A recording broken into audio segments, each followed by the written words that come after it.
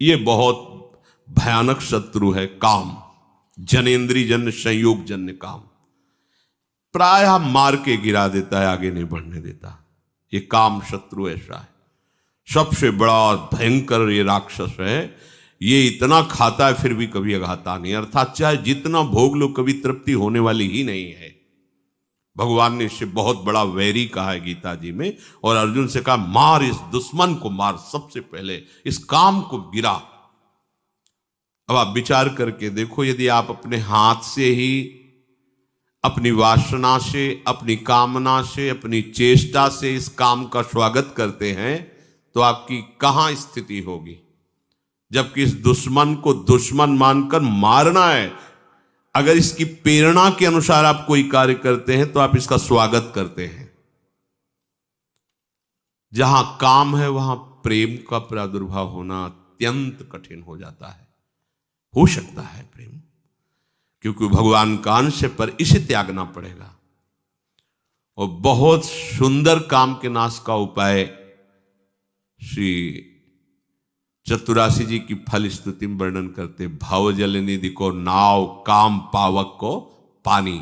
और श्रीमद् भागवत में शुकाचार्य रास पंचाध्याय का फल स्तुति में वर्णन करते हैं कि ये जो ब्रजबधू की रास क्रीड़ा श्री कृष्ण के साथ है, इसका जो गायन करेगा उसका हृदय रोग नष्ट हो जाए। विक्रीडितम ब्रजबधू भिरदम च विष्णु, इस श्लोक में वर्णन किया है। यदि हम प्रभु का स्मरण, प्रभु की लीलाओं का गायन करें तो बहुत जल्दी इस हम काम रोग से बच सकते हैं। इसकी बचने की एक वृत्ति है, युक्ति है। अगर वो आप पास रख लें तो आप बच जाएंगे। वो युक्ति नहीं है तो फिर आपको घसीट ले जाएगा। ये अनुभव की बात कह रहे हैं। कुछ बात होती है जो शास्त्रीय, और उसी का जब अनुभव किया जाता है प्रैक्टिकल उसका, तब वो बात ज्यादा समझ में आती है। इस काम को ये देखा है कि उसका कोई भी आश्रय नहीं होना चाहिए, सहारा नहीं उसको होना चाहिए। अगर आपको लग रहा है कि 1 किलोमीटर जाने के बाद हमारे काम की पूर्ति हो सकती है तो मर गए आप, मारे जाओगे, मारे जाओगे। अगर कोई भी व्यक्ति शरीरधारी इस काम का आश्रय आपके हृदय में है तो आप मारे जाओगे पक्का। हम उस शरीरधारी के पास पहुंच जाएंगे तो इसकी पूर्ति हो जाएगी। तो आप चाहे जितना ना ना ना करते रहो, इसका प्रमथन स्वभाव है, इसका नाम मनमत है। ये मन को ऐसा मथेगा कि आपको वहीं पहुंचना पड़ेगा। पहले कनेक्शन हटाओ। कहीं भी इसके लिए व्यवस्था नहीं होनी चाहिए। आपको अनुभूत बात बता रहे हैं, इसके लिए व्यवस्था नहीं होनी चाहिए। अगर व्यवस्था है तो ये अव्यवस्था फैला देगा। बहुत ही जोरदार विरोधी है ये, छोटा मोटा विरोधी नहीं। ये समझो ये ढहा तो सब ढह गया, ये गिरा तो पूरा का पूरा पहाड़ गिर जाएगा समझो। इसी पहाड़ के बाद जो है वो प्रेम देश है, जहां प्रवेश किया जाता है। जहां काम तहां राम नहीं, और जहां राम नहीं काम, ऐसा वर्णन किया महापुरुषों ने। ये बहुत बड़ा दुश्मन है। लेकिन दुश्मन कौन मानता है? इसको तो प्रियतम माना जाता है। अंदर से देखो, इसे तो सुख माना जाता है, इसे तो बहुत गुप्त रखा जाता है, इसे तो हृदय में छुपा के रखा जाए। अगर कोई कह दे तुम कामी, तो कहेगा तुम्हारे बाप कामी, हम कामी कैसे हो सकते हैं? वो गुस्सा हो जाएगा। वो हृदय में हमारे ये दुश्मन छिपा हुआ है, दूसरा उसे बताना चाहता है, हम स्वीकार नहीं करेंगे, उसे बिल्कुल छुपा के रखेंगे। ये सबसे बड़ी कमी हो रही है। अगर इस दुश्मन को दुश्मन के रूप में देख लो तो पहला बाण मार दिया आपने उसके ऊपर, वो ढेर होना शुरू हो जाएगा। दूसरा, कोई संयोग का विधान नहीं रखना है। कोई शरीरधारी से ऐसे संपर्क नहीं रखना है जिसके पास जाने से इस काम की वृत्ति की पूर्ति हो जाए, समझ लेना। तीसरा, आपको स्वयं में कोई ऐसी चेष्टा नहीं करनी है जिससे इस काम का स्वागत हो। काम के द्वारा प्रेरित कोई भी ऐसी चेष्टा नहीं करनी, उसको सहना है। जो सहन करता है वही भक्तिवान होता है। सहत सहत बाढ़े भगति, और इसे सह वही सकता जिसने भगवान के नाम का आश्रय लिया है, भगवान के चरणों का आश्रय लिया है, प्रियालाल के सांवले गोरे चरणारविंद का आश्रय लिया है। सहना कोई कठिन बात नहीं है। उनके लिए जो भगवद आश्रित हैं। भगवद आश्रय नहीं, फिर शहना तो बड़े बड़ों को ये अपने आकर्षण में घसीट लेता है। पहली बात, इसको दुश्मन मानना है, शत्रु को शत्रु। भगवान कह रहे हैं ये योगियों का, परमार्थ के पथिकों का, ज्ञानियों का नित्य बैरी, ये नित्य बैरी भगवान ने कहा है। ये ऐसा वैसा दुश्मन नहीं है। परमार्थ के पथिकों का सीधा विरोधी ये है काम। पर आश्चर्य, हम इसको दुश्मन नहीं मानते।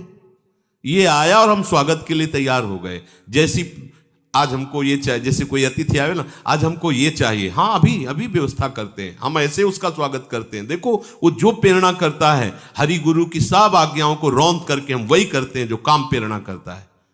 अगर आप पहली बात स्वीकार करें कि हमारा ये दुश्मन है, तो आप फिर पैतरे सीख जाएंगे इसको परास्त करने की, क्योंकि आपके साथ हरि गुरु का कृपा बल है। बिल्कुल पक्का मानिए, पहली बात आपको इसे शत्रु रूप में देखना है शत्रु। भगवान कह रहे हैं कि ज्ञानिना नित्य वैरिणा, ज्ञानियों का नित्य वैरी है काम, परमार्थ मार्ग के पथिक का। दूसरा, कोई भी संयोग नहीं रखना। सच्ची मानिए, यदि आपके संयोग का है तो कई किलोमीटर पैदल चलवा देगा। कुछ भी न जाने कितने बहाने, न जाने कितने नाटक ये करेगा। बिल्कुल आप ये समझ लीजिए कि वो हम वाणी से नहीं कह सकते।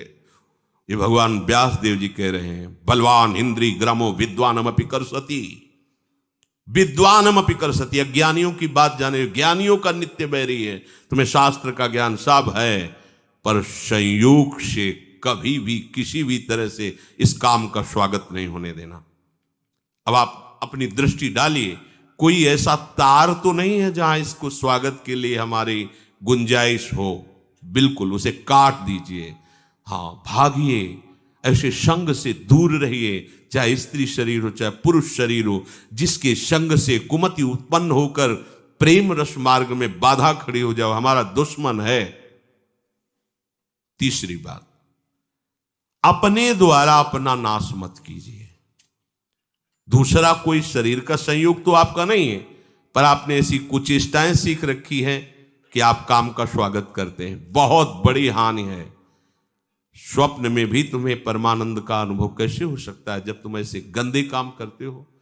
जिस आसन पे तुम लेटते हो उसी में भजन करना है, रात दिन उसी में सुमिरन करना है, तुम अपने आसन को गंदा कर रहे हो। ऐसे परम पावन धाम में रह रहे हो, कैसी चेष्टा कर रहे हो।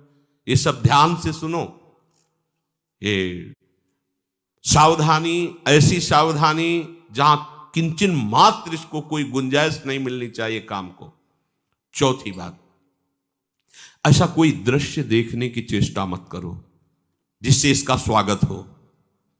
अगर कहीं ऐसी बाह चलते फिरते दृष्टि पड़ जाए पशु पक्षी पर भी, तो प्रिया प्रीतम का भाव करके प्रणाम करो, आगे बढ़ो। चिद चिद लक्षणम सर्वम राधा कृष्णमें जगत। दोबारा दृष्टि नहीं जानी चाहिए। किसी माता बहन पर कहीं कोई ऐसी दृष्टि जाए, मानसिक प्रणाम करो, हट जाओ। जो चाहे आपन कल्याणा, सुजस सुमत शुभ गति शुभ नाना, सो परनार लीलार गोसाई, तजौ चौथ के चंद किनाई। यदि आप काम पर विजय प्राप्त करना चाहते हैं तो विरोधी भाव जहां से प्रकट होते हैं, ऐसे शरीरों के दर्शन करने से बचिए, सावधान रहिए। मति गति सब भ्रष्ट हो जाएगी।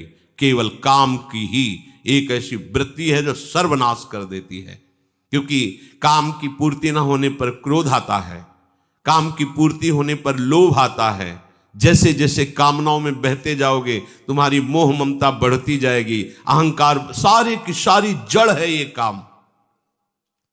इसीलिए कठिन शब्द लगा है।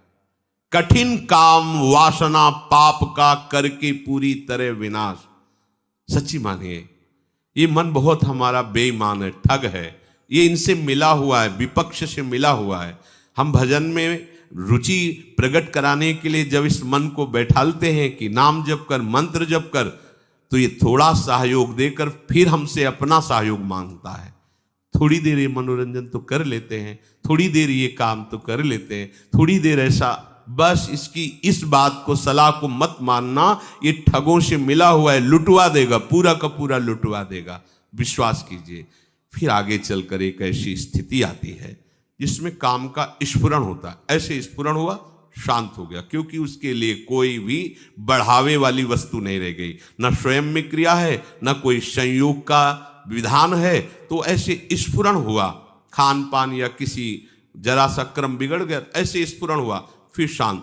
फिर जब आनंद की अंदर स्फूर्ति होती है, ये रह ही नहीं जाता है। फिर जब भाव प्रकट होता है तो आसपास विषय बिछा हुआ हो तो भी जैसे भुने हुए चने में कहीं अंकुरण नहीं हो सकता, दिखाई चना वैसा ही देगा आपको, वैसी आकृति वैसा, पर उसे कितना भी खाद पानी लगा दो नहीं। ऐसे ही नहीं स्वात्मारामम विषय मृग तृष्णाम भ्रमयति, जो आत्मस्वरूप प्रभु का साक्षात्कार किए हुए उसमें काम वासना का उदय ही नहीं होता है। ऊसर बरसई तृण नहीं जामा, संत हृदय जिमि उपज न कामा।